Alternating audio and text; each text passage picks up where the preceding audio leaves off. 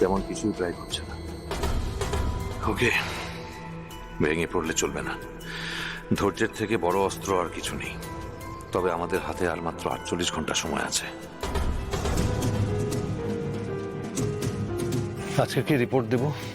Sir, আজ ইউসুফ মধ্যমগ্রামের দিক থেকে এক বড় চাইকে পাকড়াও করেছে। আমাদের ইন্টারোগেশন রুমে ওর ভালো করে আপ্যায়ন চলছে স্যার। ভেরি গুড, আটকে রেখে দাও। Yes sir.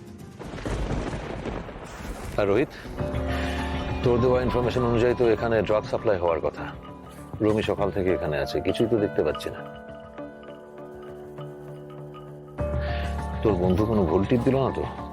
না না, উনি কি ভুল টিপ দিতেই পারে না।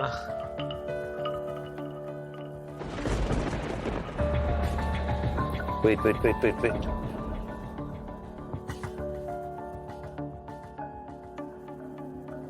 রমি, ইয়েস স্যার।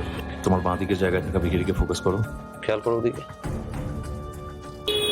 Yes sir.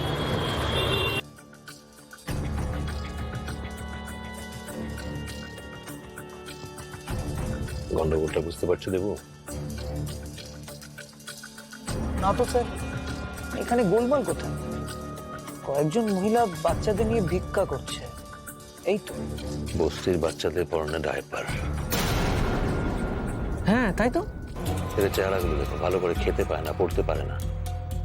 এদের সঙ্গে ডায়পার গুলো মিলছে? ডাইপারের তো অনেক দাম।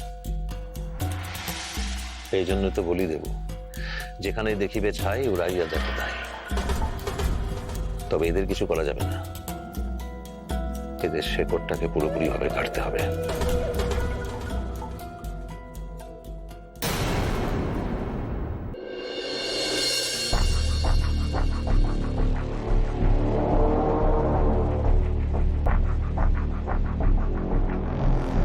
স্যার, এখানে একটা ম্যাটাডোর ভ্যান দাঁড়িয়েছে। আমার মনে হচ্ছে এদেরকে নিতেই এসেছে।